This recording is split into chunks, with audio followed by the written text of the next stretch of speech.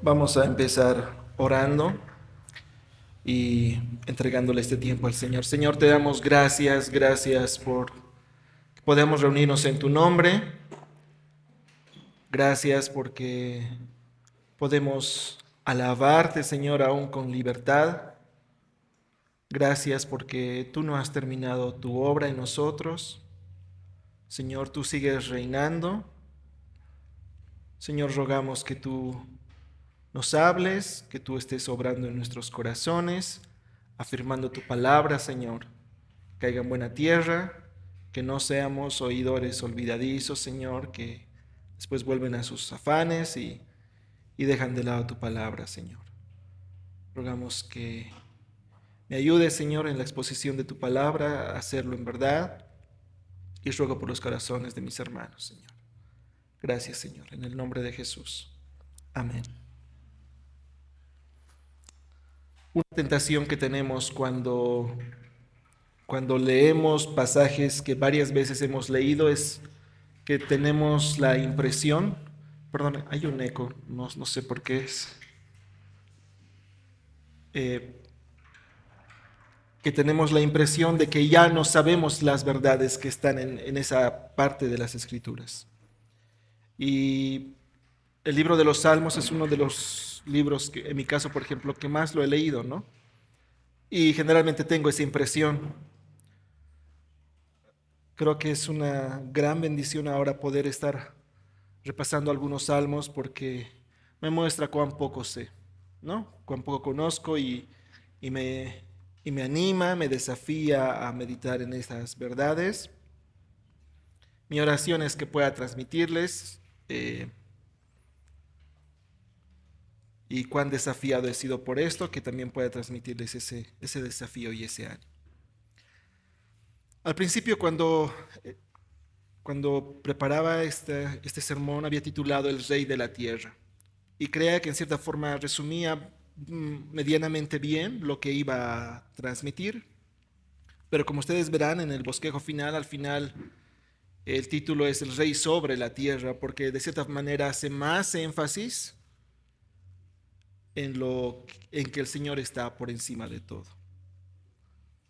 La verdad principal es en un mundo donde los hombres se esfuerzan por obtener y mantener el poder a cualquier costo, el verdadero y supremo gobernante es el Rey de los cielos.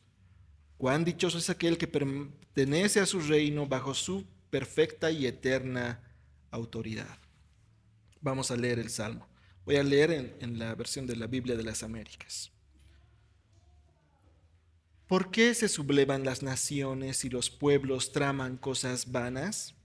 Se levantan los reyes de la tierra y los gobernantes traman unidos contra Yahvé y contra su ungido, diciendo, rompamos sus cadenas y echemos de nosotros sus cuerdas. El que se sienta como rey en los cielos se ríe. El Señor se burla de ellos. Luego les hablará en su ira y en su furor los aterrará, diciendo, pero yo mismo he consagrado a mi rey sobre Sión, mi santo monte. Ciertamente anunciaré el decreto de Yahvé que me dijo, mi hijo eres tú, yo te he engendrado hoy. Pídeme y te daré las naciones como herencia tuya y como posesión tuya a los confines de la tierra. Tú los quebrantarás con vara de hierro, los desmenuzarás como vaso de alfarero. Ahora pues, oh reyes, mostrad discernimiento, recibid amonestación, oh jueces de la tierra. Adorad a Yahvé con reverencia y alegraos con temblor. Honrad al Hijo para que no se enoje y perezcáis en el camino, pues puede inflamarse de repente su ira. Cuán bienaventurados son todos los que en él se refugian. El Salmo 2, al igual que el Salmo 1, funcionan como introducciones al Salterio, ¿no? Habíamos hablado de que el libro de los Salmos se subdividía en 5 subgrupos. Estos salmos, aunque pertenecen al primer subgrupo, sin embargo, tienen una estructura diferente a los anteriores salmos. Y una de las características es que no tienen un título, no dice Salmo de David o Salmo de Asaf. No tanto el Salmo 1 como el Salmo 2 tienen esa característica. Algunos incluso han llegado a sugerir que el Salmo 1 y el Salmo 2 vendrían a ser un solo salmo, aunque vamos a notar las diferencias.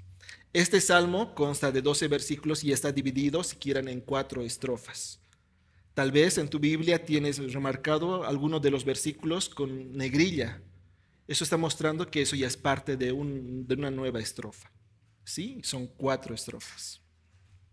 Y si quieres, vamos a ver estas 4 estrofas como si fuesen 4 distintas escenas con distintos protagonistas. El punto 1, los que creen que gobiernan por encima de todo. Leo otra vez del verso 1 al verso 3. ¿Por qué se sublevan las naciones y los pueblos traman cosas vanas? Se levantan los reyes de la tierra y los gobernantes traman unidos contra Yahvé y contra su ungido, diciendo: rompamos sus cadenas y echemos de nosotros sus cuerdas. La pregunta con la que inicia este salmo es una pregunta digna de ser reflexionada. ¿Por qué se sublevan las naciones y los pueblos traman cosas vanas? ¿Por qué? Otra versión va a decir: ¿por qué se enojan tanto las naciones? ¿Por qué pierden el tiempo haciendo planes inútiles? Esto nos va a llevar a recordar la primera rebelión organizada contra Dios. Vamos a pasar en nuestras Biblias a Génesis 11. Génesis 11, desde el verso 1.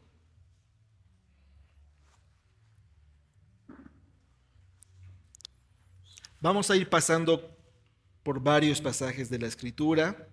En algunos, si no alcanzas a encontrarlo, puedes anotarlo y después revisarlo con más calma. Génesis capítulo 11, desde el verso 1 en adelante. Toda la tierra hablaba la misma lengua y las mismas palabras. Y aconteció que según iban hacia el oriente, hallaron una llanura en la tierra de Sinar, y se establecieron allí, y se dijeron unos a otros: vamos, fabriquemos ladrillos y cosámoslo bien, y usaremos ladrillos en lugar de piedra y asfalto en lugar de mezcla. Y dijeron: vamos, edifiquémonos una ciudad y una torre cuya cúspide llegue hasta los cielos, y hagámonos un nombre famoso, para que no seamos dispersados sobre la faz de toda la tierra. Y Yahvé descendió para ver la tierra y la torre que habían edificado los hijos de los hombres, y dijo Yahvé: he aquí son un solo pueblo, y todos ellos tienen la misma lengua. Y esto es lo que han comenzado a hacer, y ahora nada de lo que se propongan hacer les será imposible. Vamos, bajemos y allí confundamos su lengua, para que nadie entienda el lenguaje del otro.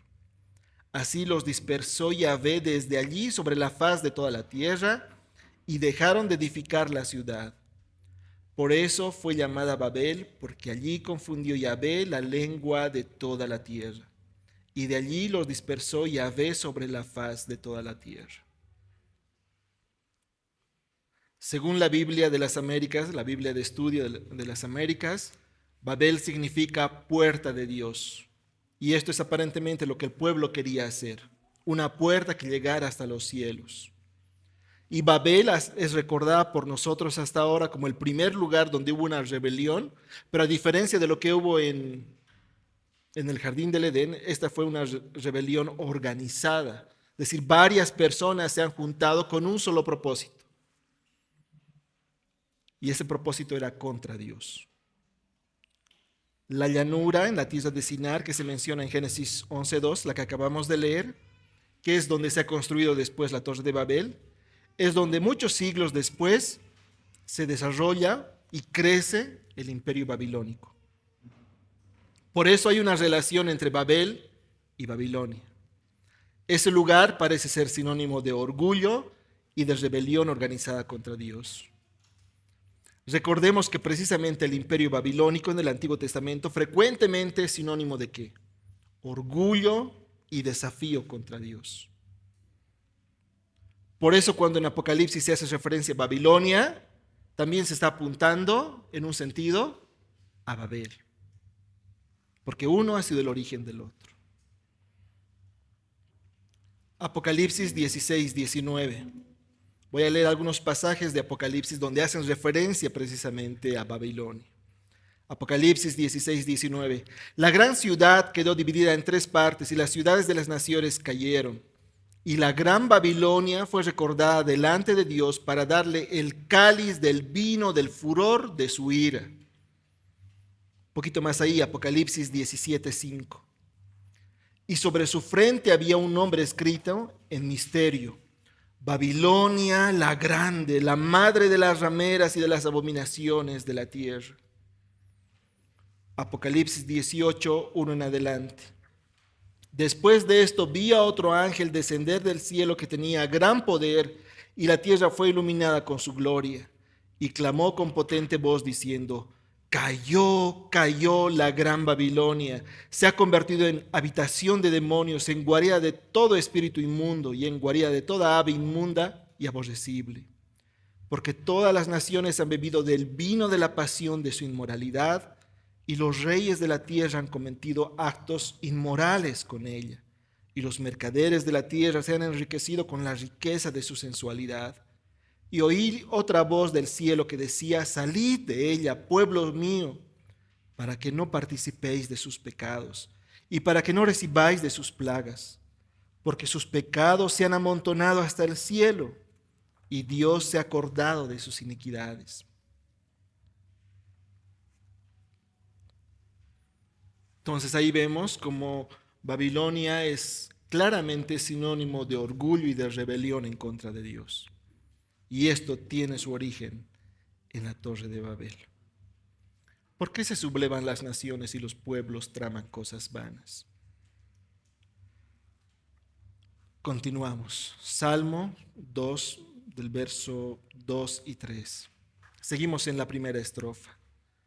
Se levantan los reyes de la tierra y los gobernantes traman unidos contra Yahvé y contra su ungido, diciendo: rompamos sus cadenas y echemos de nosotros sus cuerdas. Y es sui generis, por así decir, que el pasaje dice que son los mismos líderes, los reyes de la tierra, los gobernantes, los que se unen y traman contra Yahvé.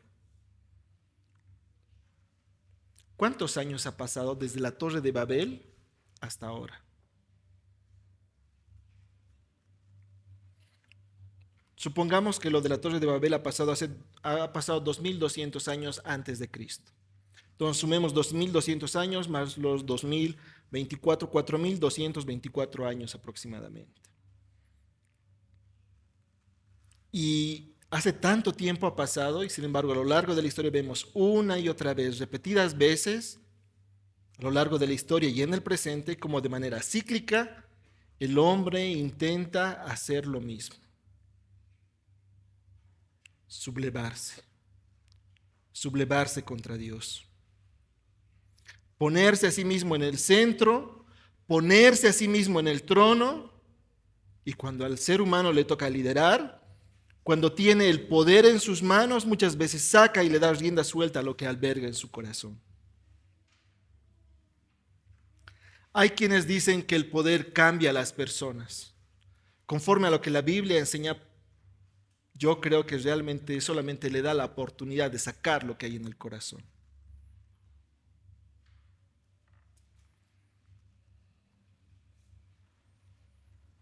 Aquel que es rey, aquel que es líder, muchas veces sucumbe a la tentación de querer mantenerse al poder a toda costa sin importarle nada. Lo podemos ver a lo largo de la historia, lo podemos ver aún ahora. En Bolivia lo hemos visto muy de cerca en la última década. Y la semana pasada también lo hemos visto en Venezuela. ¿De qué es capaz el hombre para no soltar el poder? Ya ni les importa la democracia, si el gobierno es legítimo o no es legítimo, o si hay vidas que se están afectando, ya no les importa nada. Lo único que les importa es no perder el poder.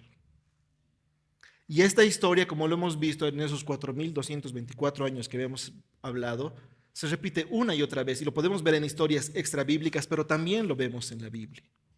Recordemos a Saúl.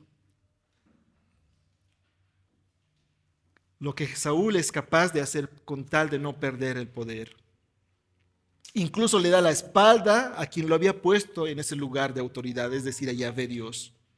Quebranta sus mandamientos, una y otra vez con tal de asegurar su monarquía. Ofrece sacrificios cuando él sabía claramente que él no le era permitido ofrecer sacrificios. Eso solamente era atribución de los sacerdotes. Pero él lo hace con tal de tener victoria y seguir siendo rey. Incluso vemos que al final, casi de su reinado, él es capaz de consultar a la divina de Endor. Todo con tal de no perder el poder. Y es una tremenda contradicción. El rey del pueblo de Dios consultando a divinos. El versículo 2 del Salmo 2 da a entender que los gobernantes de la tierra se están uniendo como se unieron para edificar la torre de Babel, para tramar contra Yahvé y contra su ungido. Ahora la pregunta que aquí va a surgir, pero ¿y quién es el ungido del que está hablando el versículo 2? Se cree que este salmo fue escrito por David y el libro de Hechos hace esa referencia. Pero mayormente este salmo se considera un salmo real y se usaba especialmente para las etapas de coronación, es decir, cuando iba a asumir un nuevo rey, un rey davídico, es decir, que venga de la línea de David, y cuando se le iba a colocar la corona. En ese momento se entonaba este salmo.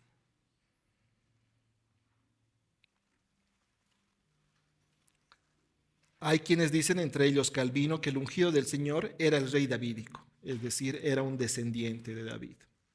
Pensemos tal vez en un Salomón o alguno que venga después de Salomón. Entonces, el pueblo de Israel en principio lo asumía así. Este ungido era un descendiente de David. Y entendemos aquí que otros reyes de la tierra se están uniendo, tramando, buscando hacer caer al ungido de Dios.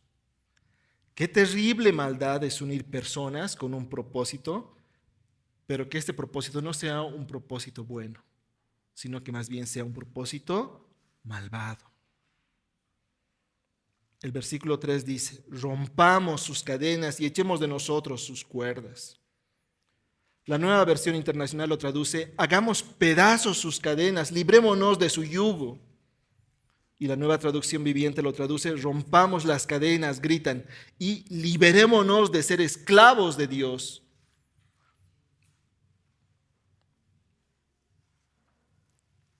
¿Se dan cuenta lo que están diciendo estos reyes, lo que están diciendo estos gobernantes? Liberémonos de ser esclavos de Dios. Es decir, ellos ven el someterse a Dios como ser esclavos de Dios, como ser prisioneros de Dios. Parece que el apóstol Pablo habría pensado en ello cuando escribió Romanos 3:10 al 18.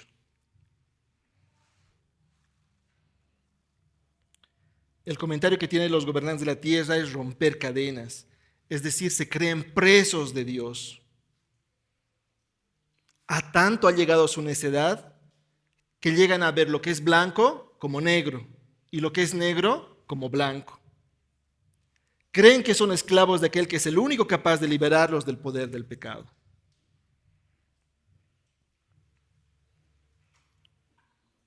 Pasemos al Evangelio de Juan, capítulo 8. El Evangelio de Juan, capítulo 8, desde el verso 31 en adelante.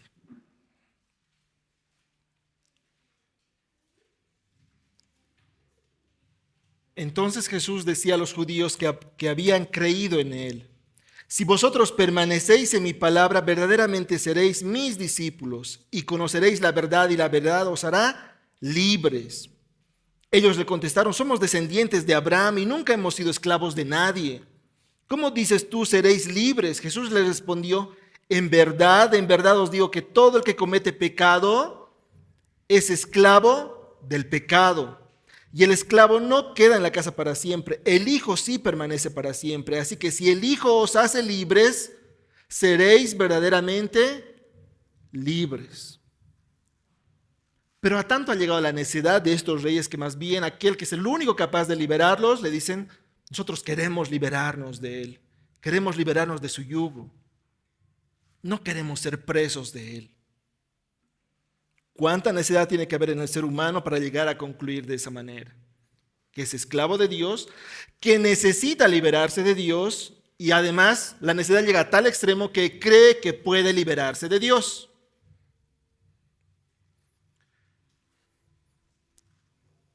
En matemáticas eso sería como multiplicado, ¿no? Es decir, lo multiplicas y lo multiplicas. O sea, su necedad llega a tal extremo que primero cree que es esclavo de Dios. Segundo, cree que necesita liberarse de Dios. Y tercero, cree que puede liberarse de Dios.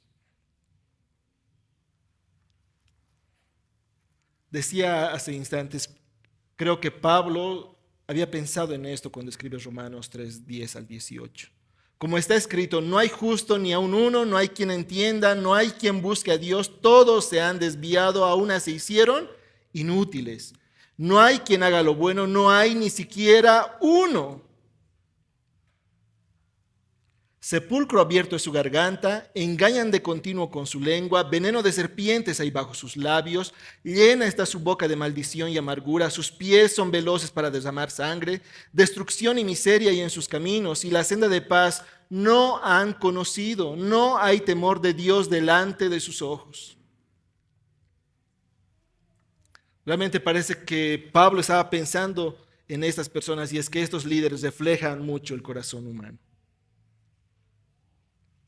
Hay un lema que los bolivianos conocemos bien desde pequeños, especialmente desde que tenemos la oportunidad de manejar o agarrar monedas, que es la unión hace la fuerza, ¿verdad? Porque eso dice en la moneda boliviana.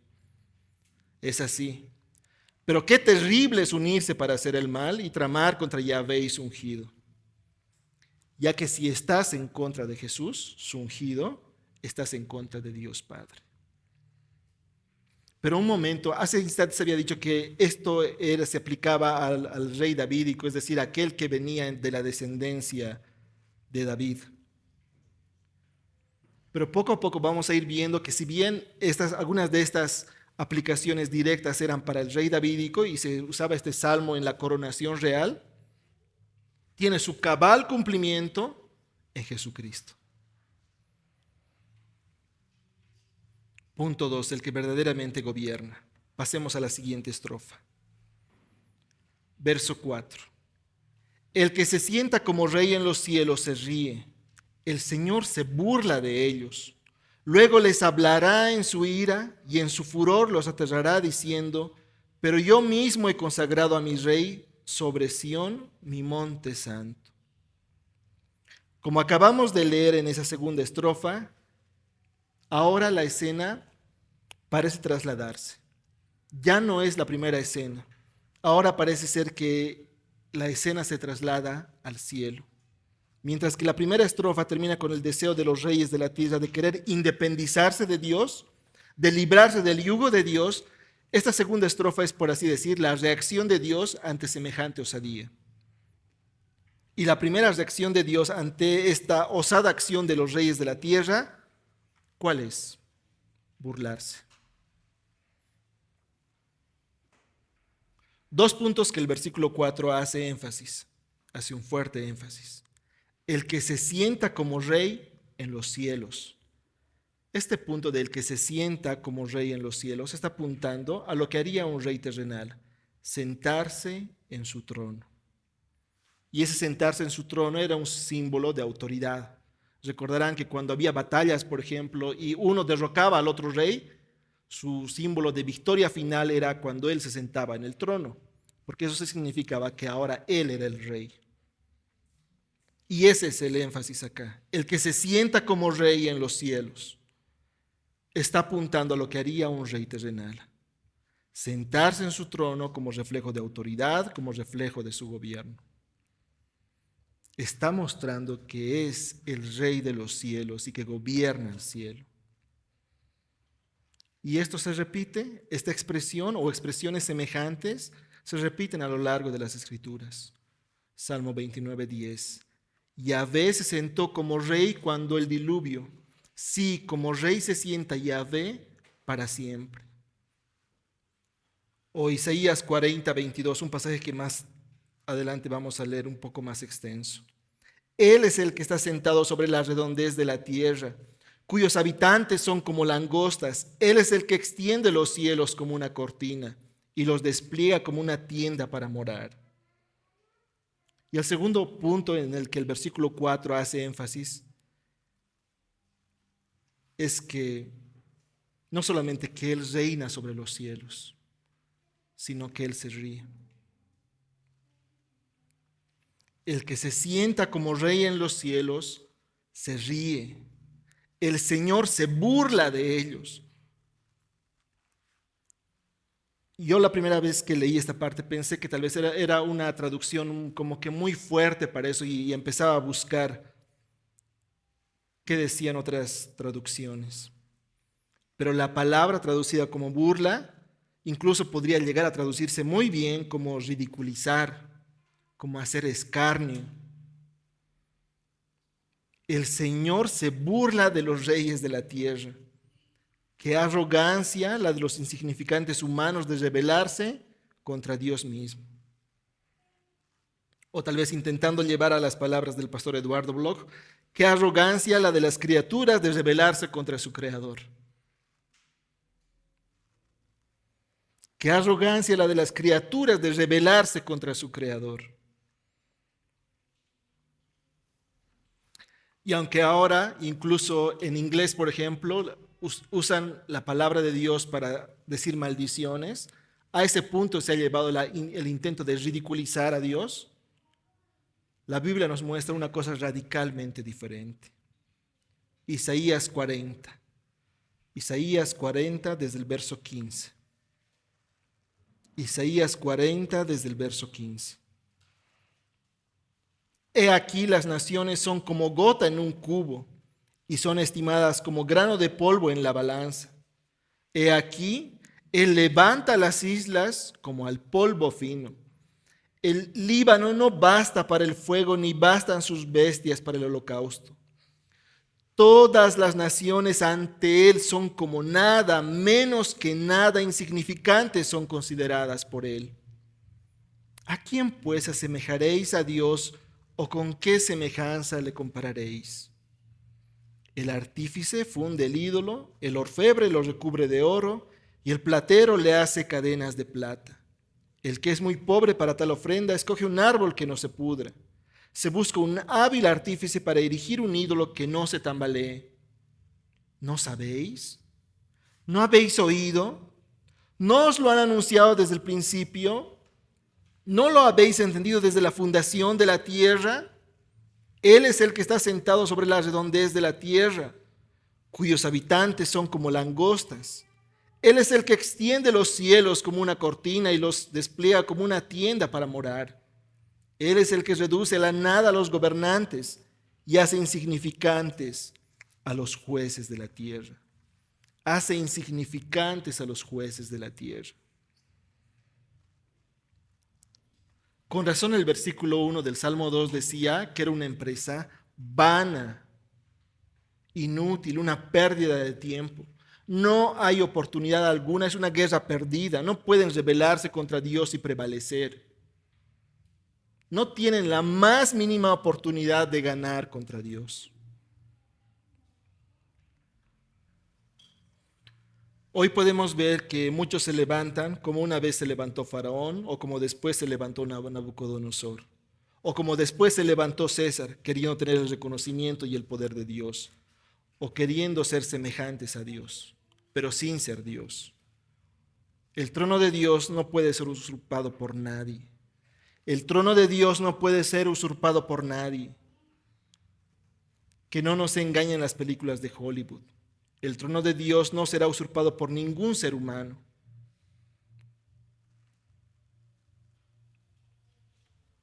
Él es el que está sentado sobre las redondez de la tierra, cuyos habitantes son como langostas. Él es el que extiende los cielos como una cortina y los despliega como una tienda para morar. Él es el que reduce a la nada a los gobernantes y hace insignificantes a los jueces de la tierra.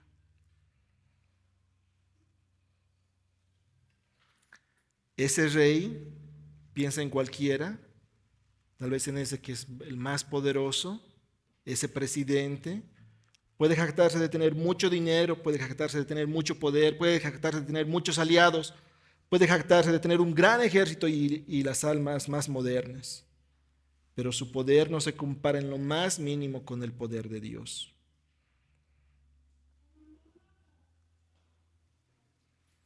Además, en el Salmo 2, los versos 4 al 6 quieren dejar en claro algo más. No solo nadie se compara a Dios, el Rey de los cielos, sino que además Dios no se mantiene indiferente a lo que está haciendo el hombre. Sí, oíste bien. Dios no se mantiene indiferente a lo que está pasando en la tierra, a cómo están obrando aún los hombres más poderosos sobre la faz de la tierra.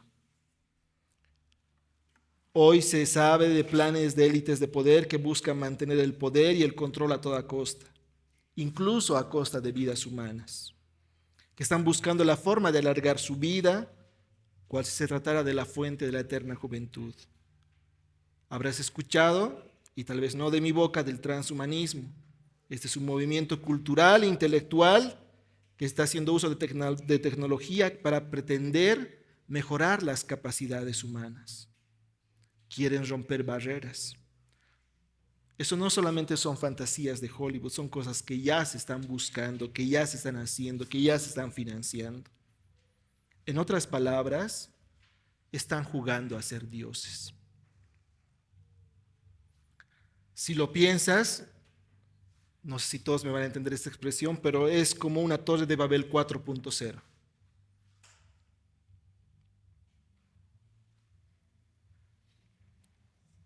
La misma versión, tal vez diferentes protagonistas. Versículo 5 continúa. Luego les hablará en su ira y en su furor los aterrará diciendo, pero yo mismo he consagrado a mi rey sobre Sión, mi monte santo.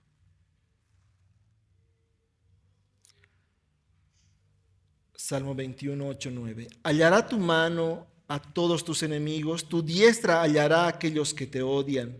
Los harás como horno de fuego en el tiempo de tu enojo. Yahvé en su ira los devorará y fuego los consumirá.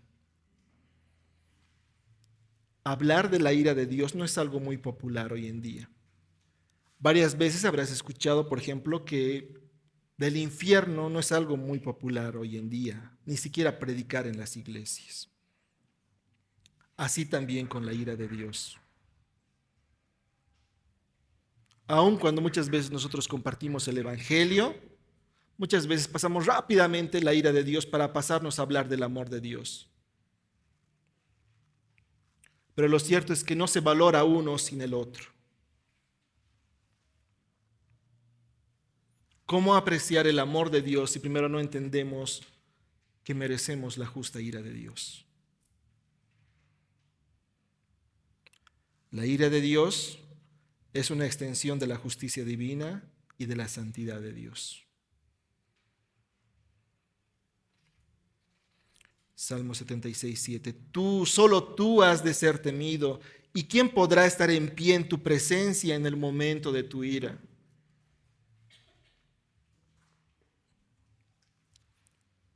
¿Cuáles son tus temores? ¿A qué le tienes miedo? Alguno pensará y dirá tal vez a la oscuridad, a la muerte, a tal enfermedad, a las arañas, a quedar solo, a enfermar. Pero aquí el Salmo dice, ¿y quién podrá estar en pie en tu presencia en el momento de tu ira? Solo tú has de ser temido. Volviendo al Salmo 5, 6. Luego les hablaré, Salmo 2, versículos 5 y 6. Luego les hablará en su ira y en su furor los aterrará diciendo, pero yo mismo he consagrado a mi rey sobre Sión, mi monte santo. ¿Por qué cuando Dios dice, pero yo mismo he consagrado a mi rey sobre Sión, mi monte santo, la gente debería aterrorizarse? O estos reyes, estos jueces deberían aterrorizarse. ¿Por qué? Sidney Greida nos dice, porque Dios mismo es quien ha consagrado al nuevo rey davídico en Jerusalén. El mismo rey del universo le ha dado a este rey autoridad y poder.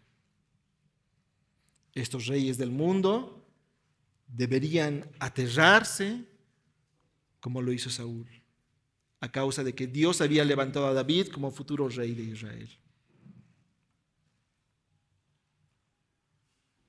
Deberían aterrarse.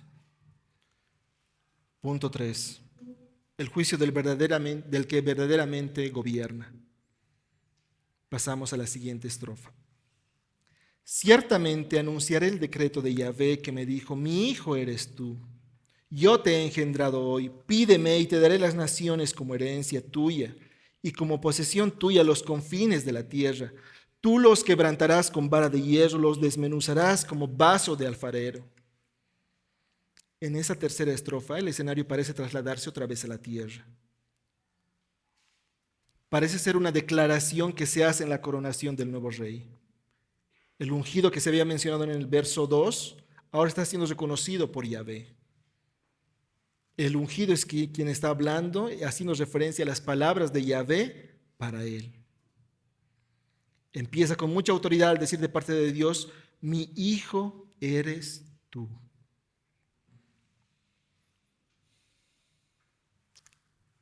En 2 de Samuel encontramos una declaración semejante cuando Yahvé le habla al profeta Natán para que le diga al rey David. 2 de Samuel, capítulo 7. 2 de Samuel, capítulo 7, verso 8 al 16. Yahvé le está hablando a Natán para que luego el profeta Natán se lo diga al rey David. Ahora pues, así dirás a mi siervo David. Así dice Yahvé de los ejércitos, yo te tomé del pastizal de seguir las ovejas para que fueras príncipe sobre mi pueblo Israel. Y he estado contigo por donde quiera que has ido, y he exterminado a todos tus enemigos de delante de ti. Y haré de ti un gran nombre, como el nombre de los grandes que hay en la tierra. Verso 11. Y como desde el día en que ordené que hubiera jueces sobre mi pueblo Israel, te daré reposo de todos tus enemigos. Y Yahvé también te hace saber que Yahvé te edificará una casa. Cuando tus días se cumplan y reposes con tus padres, levantaré a tu descendiente después de ti, el cual saldrá de tus entrañas, y estableceré su reino. Él edificará casa a mi nombre, y yo estableceré el trono de su reino para siempre. Yo seré padre para él, y él será hijo para mí. Y ahora la expresión se está repitiendo. Mi hijo eres tú, yo te he engendrado hoy. El rey de la línea davídica está siendo reconocido como hijo de Dios. Ciertamente anunciaré el decreto de Yahvé que me dijo, mi hijo eres tú y yo te he engendrado hoy. ¿Cómo entendemos este yo te he engendrado hoy? Según Sidney Greidanus, hace referencia a la coronación como rey. Es decir, el rey davídico gobierna con la autoridad de Dios mismo. Dios le ha dado esa autoridad. Y por lo que dice en el versículo 8, pídeme y te daré las naciones como herencia tuya y como posesión tuya los confines de la tierra. Esta autoridad no se limita solamente a Israel, sino que se extiende a los confines de la tierra. Claramente, si analizamos especialmente esta parte, los reyes que han venido después de David ya no cumplían con esto, no han podido extenderse. Ellos no eran quienes gobernaban toda la tierra. Así que a estas alturas podemos tener seguridad de que acá está apuntando a Jesucristo. Según el comentario Palabra Duradera, cuando dice te he engendrado, es que quiere hacer un contraste entre engendrado y creado.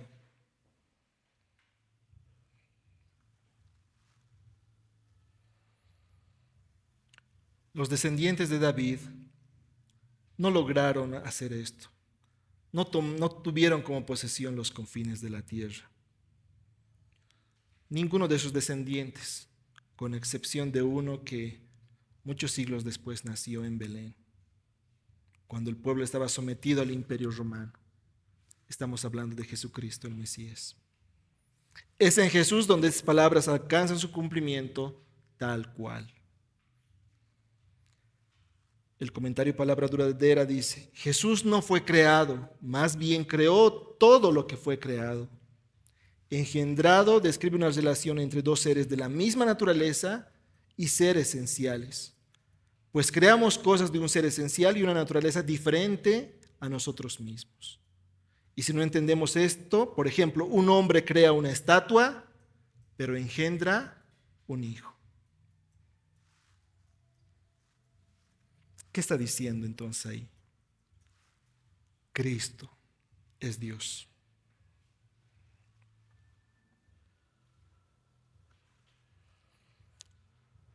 Ese tipo de declaraciones tan contundentes respecto a Jesús también las encontramos en el Nuevo Testamento.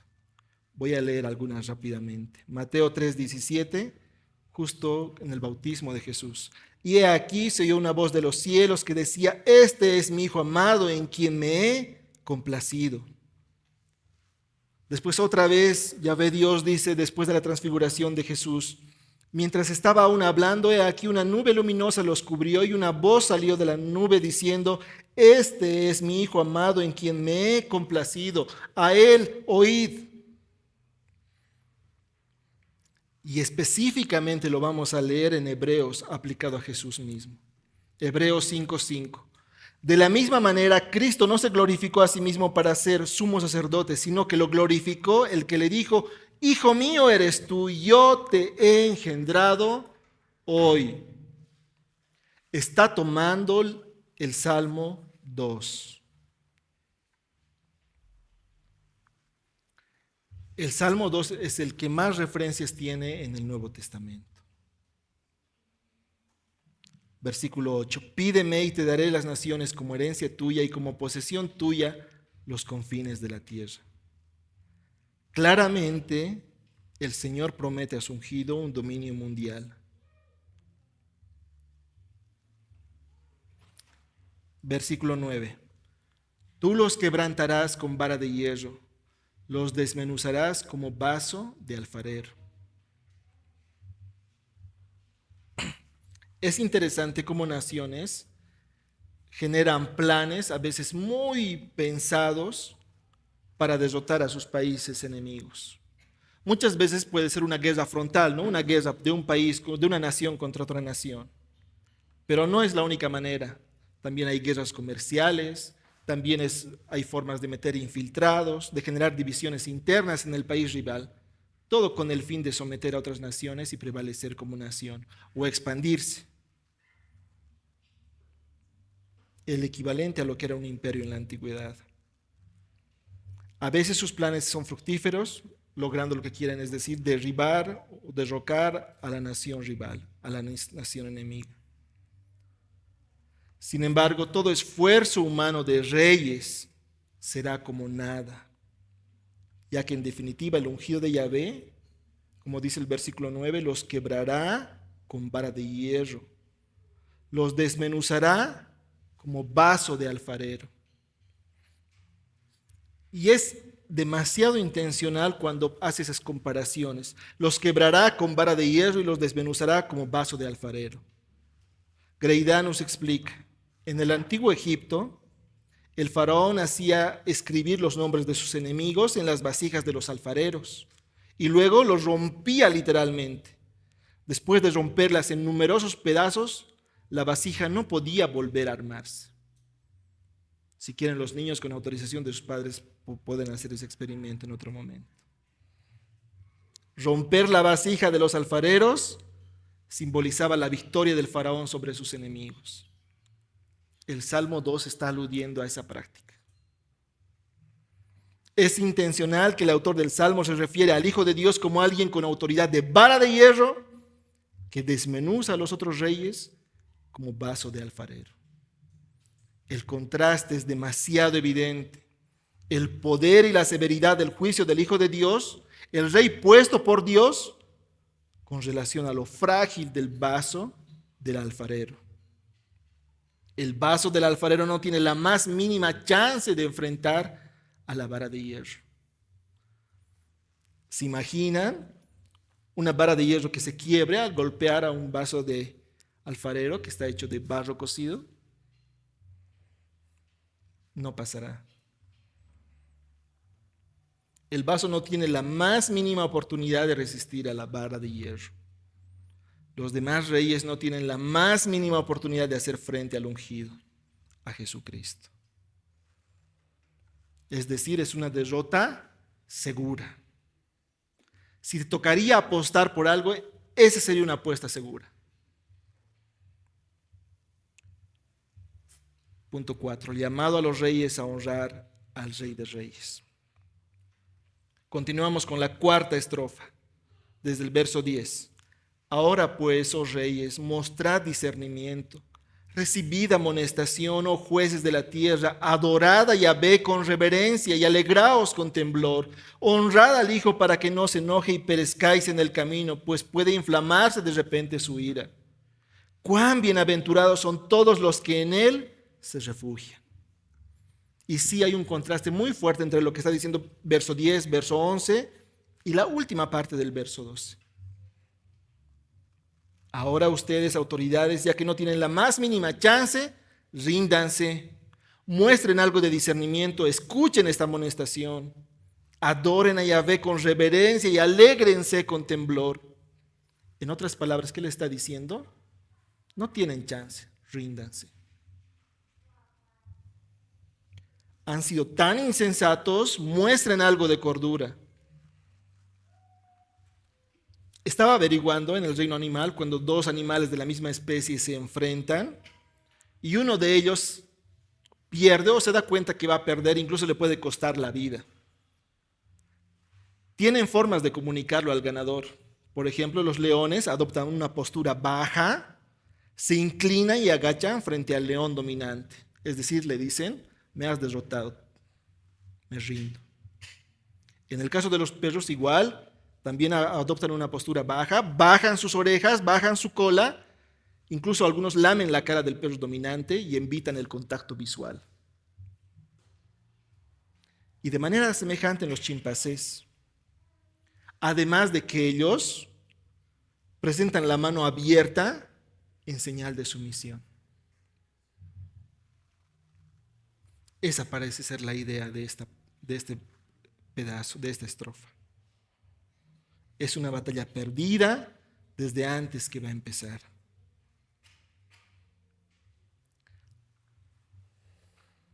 Si nosotros nos comunicásemos con ese lenguaje, tendríamos que estar extendiendo nuestra mano así. Los reyes extendiendo su mano así. Ahora, no sé si cuando estás leyendo te has puesto a pensar cómo en ese contexto de personas que están confabulando en contra de Dios, queriendo liberarse de Dios, les dice Dios que lo adoren. La palabra que acá se traduce como adoren también podría traducirse como sirvan. Y sí, haciendo referencia a servicio como de un esclavo para con su amo.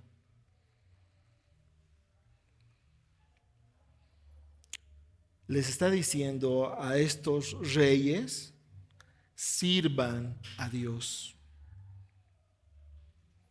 como un esclavo a su amo. Hebreos 12:28. Por lo cual, puesto que recibimos un reino que es inconmovible, demostremos gratitud mediante la cual ofrezcamos a Dios un servicio aceptable con temor y reverencia, porque nuestro Dios es fuego consumidor. Porque nuestro Dios es fuego consumidor. Voy a leer el último versículo. Honrad al Hijo para que no se enoje y perezcáis en el camino, pues puede inflamarse de repente su ira. Cuán bienaventurados son todos los que en él se refugian.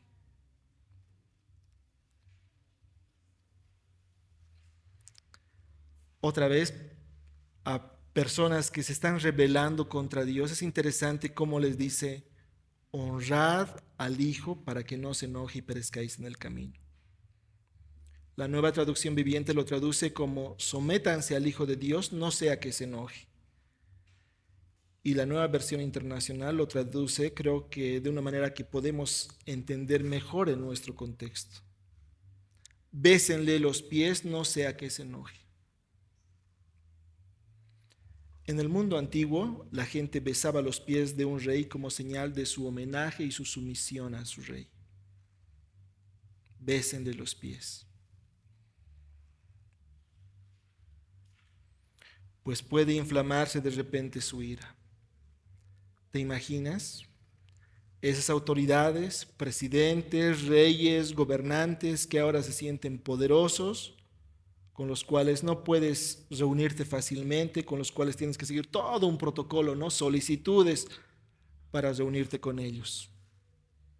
Esas autoridades de rodillas besando los pies de otra persona. Pero eso es lo que va a pasar. Romanos 14:11. Porque está escrito: vivo yo, dice Yahvé, que ante mí se doblará toda rodilla y toda lengua alabará a Dios. De modo que cada uno de nosotros dará a Dios cuenta de sí mismo. Lo que dice el versículo 12 del Salmo 2 no es una sugerencia, es una orden. Como cuando el policía tiene acorralado al delincuente y le dice: esto es un arresto, entrega las armas. No es una sugerencia, de lo contrario se atiene a las consecuencias. Los reyes son presionados para que se sometan a Yahvé. Si Dios les hace este llamado de humillarse ante el ungido de Dios, Jesucristo, reconociendo su superioridad a las personas más poderosas sobre la faz de la tierra, la pregunta es: ¿qué nos queda a nosotros?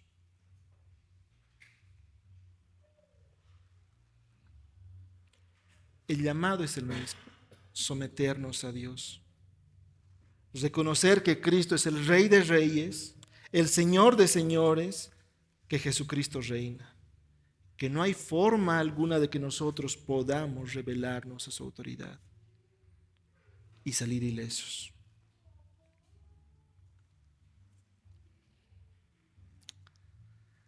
Espero que a estas alturas, con esta exposición, puedan verse las pinceladas del Evangelio en el Salmo 2, mostrando la condición rebelde y soberbia del hombre, su necedad.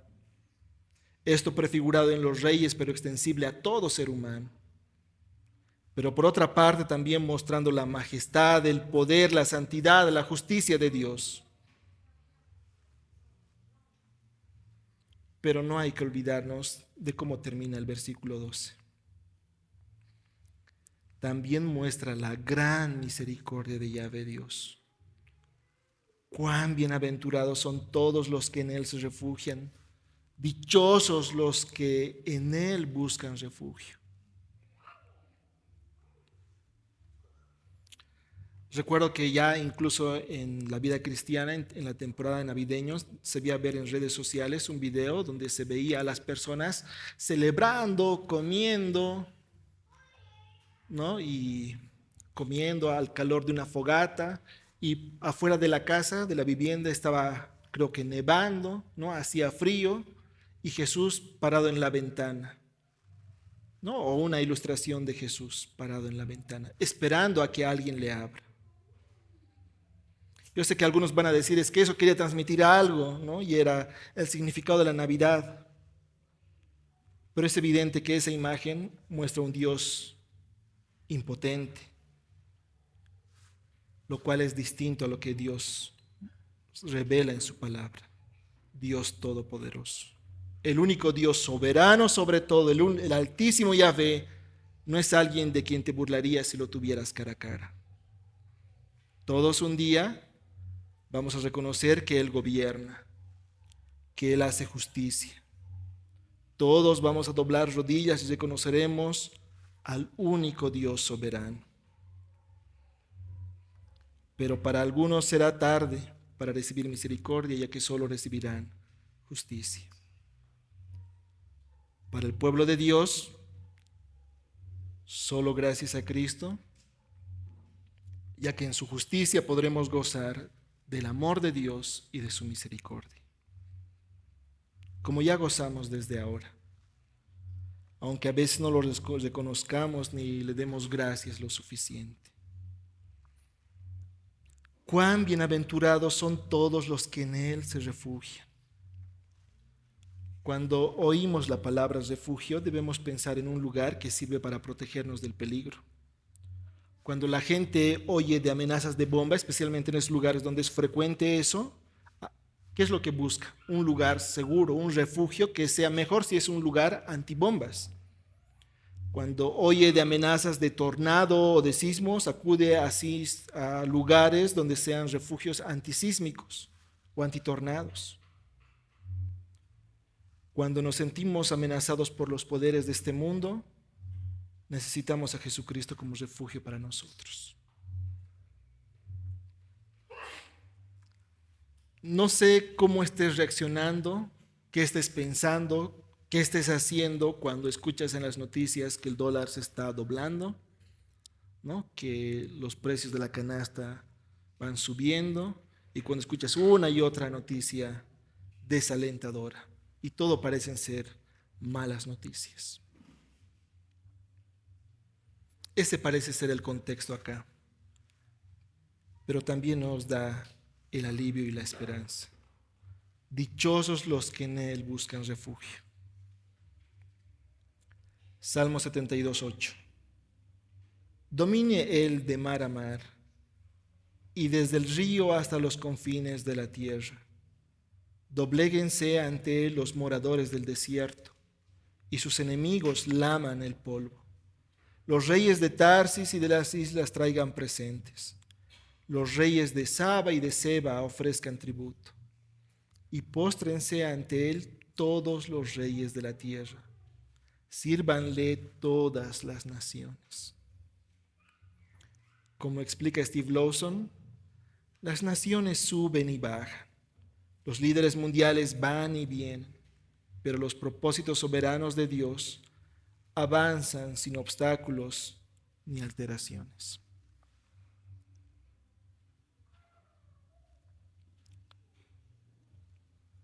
Voy a leer la verdad principal para terminar. En un mundo donde los hombres se esfuerzan por obtener y mantener el poder a cualquier costo, el verdadero y supremo gobernante es el Rey de los cielos. Cuán dichoso es aquel que pertenece a su reino bajo su perfecta y eterna autoridad. Apocalipsis 19:11. Y vi el cielo abierto y he aquí un caballo blanco.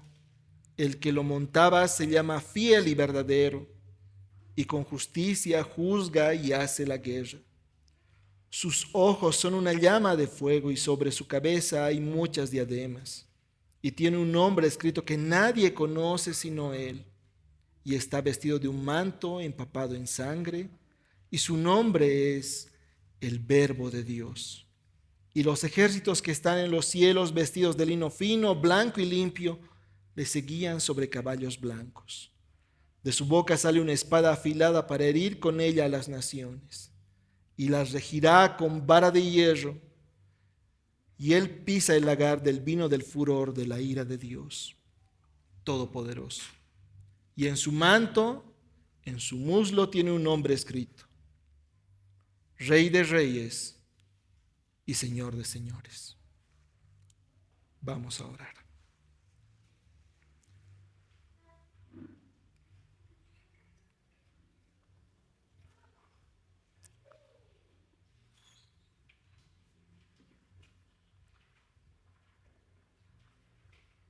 Señor, las consideraciones que podemos pensar, reflexionar al leer este salmo son tantas.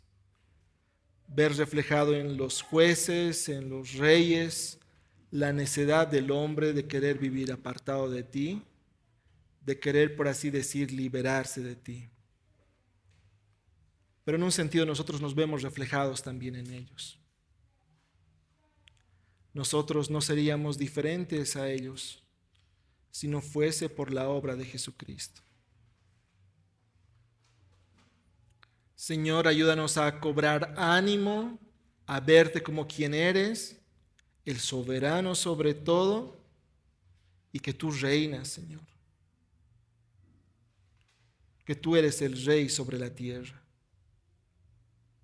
Señor, reconocemos que muchas veces desconfiamos, que muchas veces no creemos, Señor, en eso. Desconfiamos de tu poder, desconfiamos de tu misericordia. Queremos ver las cosas palpables, así como Tomás, Señor. Perdónanos, Padre. Perdónanos también porque muchas veces nosotros nos rebelamos a tu autoridad, a tu palabra revelada. Y actuamos con necedad. Incluso acá, Señor, en una iglesia, muchas veces pecamos de incredulidad, desconfiando de tu poder, desconfiando de tu benignidad, de tu bondad, incluso desconfiando de tu existencia, Señor. Señor, rogamos que tú hagas tu obra para darnos conciencia, primero de tu existencia, de tu justicia, de tu santidad, de que tú reinas, de que solo tú eres Dios. Que no va a haber enemigo que se ponga delante de ti que pueda prevalecer, Señor. Y a la vez reconocer cuán bendecidos somos de formar parte de tu pueblo, de que tú seas nuestro Rey, de que tú seas nuestro Señor. Señor, te pedimos que a la luz de tu palabra, de este salmo, podamos cobrar nuevas fuerzas y confiar en ti. Y decir, Señor, así como termina el salmo, cuán bienaventurados son todos los que en ti se refugian. Que a la vez tú seas nuestro refugio, Señor. Señor, también rogamos por aquellos que están así como esos reyes, Señor, dudando de ti, buscando librarse de ti, ideando planes, Señor, para jugar a ser dioses. Rogamos, Señor, que tú tengas misericordia, que tú les alcances, que tú les quites esa venda de los ojos, que puedas llevarlos al arrepentimiento y a la fe en Cristo. Rogamos a la vez, Señor, que seamos una iglesia que confía en ti, que cree en ti, aun en tiempos de dificultad, aun cuando hay gobernantes malvados, Señor. Creamos de verdad que en definitiva tú reinas. Gracias, Señor. En el nombre de Jesús. Amén.